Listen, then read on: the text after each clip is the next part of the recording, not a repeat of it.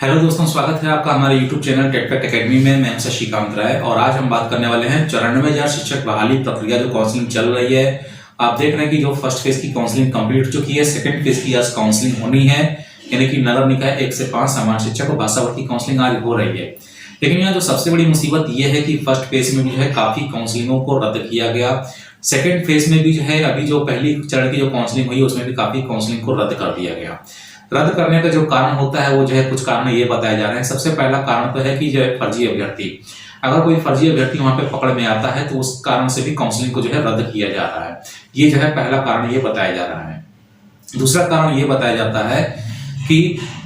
जिन अभ्यर्थियों के जो है मार्क्स में उलटफेर है, जिन अभ्यर्थियों के जो है मार्क्स में उलटफेर है उनको भी जो है कैंसिल कर दिया जाता है। जी हाँ, अगर उन्होंने गलत मार्किंग जो है बताई है तो उनका जो है कई जगह डॉक्यूमेंट्स चेक किया जाता है और उसके बाद उसको कैंसिल कर दिया जाता है। तो एक अभ्यर्थी के चलते जो है बहुत सारे लोगों को हटा दिया जाता है, ठीक है, या वहां की काउंसलिंग मतलब कंप्लीटली रद्द कर दी जाती है।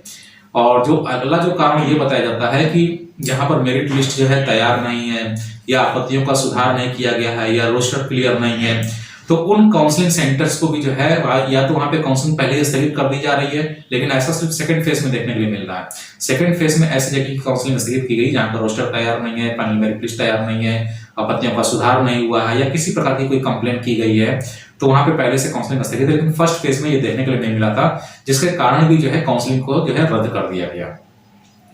अभी जो काउंसलिंग जो है रद्द हो रही है तो इससे जो है नुकसान किसका हो रहा है और इस काउंसलिंग को रद्द न करके क्या करना चाहिए कि अभ्यर्थियों को फायदा हो, यही सारी बात जो है इस वीडियो में आज आपको जो है डिस्कस करने वाले हैं, बताने वाले हैं। और उम्मीद है कि बिहार शिक्षा विभाग भी इस पे जो एक्शन लेगा। इस वीडियो को अगर देख रहा होगा तो जो है बिल्कुल उसको जो है ये काम करना चाहिए, क्योंकि इससे जो है अभ्यर्थियों का जो है हित जुड़ा हुआ है और अभ्यर्थियों को काफी फायदा इससे पहुंचेगा। तो वीडियो शुरू करने से पहले आपसे कह देना चाहते हैं कि जो भी शिक्षक अभ्यर्थी हमारे चैनल पर नए हैं, ठीक है, चाहे वो सीटेट की तैयारी करना चाहते हो, चाहे यूपी टेट की, चाहे बिहार टेट की, चाहे सुपर टेट की, जो भी तैयारी वो करना चाहते हैं हमारे चैनल को सब्सक्राइब कर सकते हैं। और इसके अलावा अगर वो काउंसलिंग के अभ्यर्थी हैं तो भी हमारे चैनल को सब्सक्राइब कर सकते हैं, क्योंकि हमारे चैनल पे बहुत सारी इन्फॉर्मेशन आपको जो है टीचर निवेदन से संबंधित जो है मिलने वाली है। तो सब्सक्राइब करने के लिए आपको क्लिक करना होगा सब्सक्राइब बटन पे, बेल आइकन पे प्रेस करिएगा और ऑल पे क्लिक करिएगा ताकि सारे वीडियो नोटिफिकेशंस आपको मिल सके। और अगर आपको जो है वीडियो नोटिफिकेशंस नहीं मिलते हैं तो आप यूट्यूब में टेट फैक्ट एकेडमी टाइप करके, ठीक है, हमारे चैनल पे डायरेक्ट जा सकते हैं।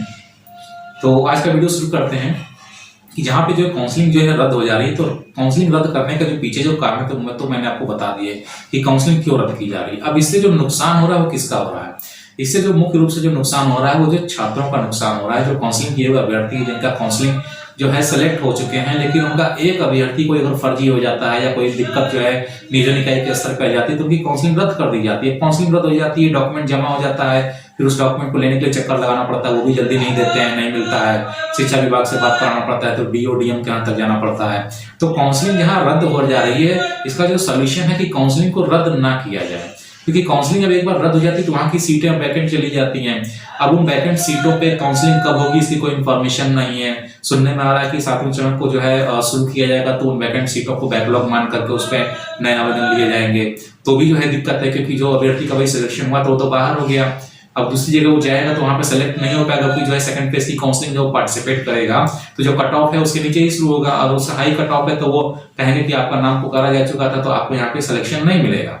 तो बहुत सारी दिक्कतें हैं। तो काउंसलिंग को जो है रद्द ना करके बिहार शिक्षा विभाग को ये पैटर्न लागू करना चाहिए कि जहां पर एक सीट है तो उस एक सीट पे कम से कम जो है 3 गुना अभ्यर्थी, यानी 3 अभ्यर्थियों को कॉलिंग किया जाए, यानी कि एक सीट पे 3 गुना अभ्यर्थियों को बुलाया जाए। अगर उनमें से कोई एक फर्जी भी निकल जाता है या उसके डॉक्यूमेंट्स भी जो है अगर कोई गलत हो जाते हैं, ठीक है, यानी किसी भी स्तर पे अगर कोई कमी उसमें दिखाई देती है तो उसके नीचे के अभ्यर्थी का वहां पे सिलेक्शन हो सके, तो काउंसलिंग रद्द ना हो। क्योंकि काउंसलिंग रद्द कराने से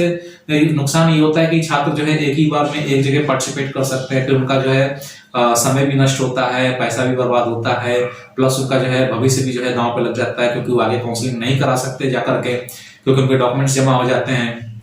ठीक है, बहुत सारे कारण होते हैं। तो कम से कम मेरा ये सलाह है कि किसी भी कैटेगरी की जो भी सीटें हैं जिन पे आप काउंसलिंग करा रहे हैं तो काउंसलिंग रद्द करने से अच्छा है फर्जी अभ्यर्थी को आप पकड़िए, लेकिन काउंसलिंग रद्द करने से बढ़िया है कि एक सीट पे कम से कम 3 अभ्यर्थियों को बुलाया जाए, यानी 3 गुना लोगों की काउंसलिंग कराई जाए, ताकि अगर कोई अभ्यर्थी जो है फर्जी निकलता भी है तो उसकी जगह उसके नीचे का जो अभ्यर्थी है जो सही है वास्तविक है उसका चयन वहां पे हो सके और काउंसलिंग रद्द ना करनी पड़े। क्योंकि काउंसलिंग रद्द करने से क्या होता है कि उसके नीचे के जो लोग सिलेक्टेड लोग रहते हैं उनका जो है चयन रद्द हो जाता है। अब उनको टोटल नुकसान हो जाता है, उनकी सारी मेहनत बेकार हो जाती है। अब उनको जो है सेकंड फेज काउंसलिंग का या थर्ड फेज काउंसलिंग का इंतजार करना पड़ेगा। जब वो चरण शुरू होगा तब फिर उसमें पार्टिसिपेट करेंगे। तो ये बहुत बड़ा जो है इशू है। इस इशू पे जो है बिहार शिक्षा विभाग को ध्यान देना चाहिए कि जितनी सीटें हैं उस पर जो है 3 गुना अभ्यर्थी बुलाया जाए, चाहे किसी भी कैटेगरी में हो, ताकि काउंसलिंग रद्द करने की जरूरत ना पड़े। तो मेरे की इन्फॉर्मेशन आपको जो है पसंद आएगी, मेरी रिक्वेस्ट भी है, आपको अगर पसंद आई तो वीडियो को शेयर करिएगा, लाइक करिएगा, चैनल को सब्सक्राइब करना ना भूलिएगा। तो जल्दी मिलते हैं अपने नए वीडियो के साथ में, तब तक के लिए इजाजत दीजिए, धन्यवाद।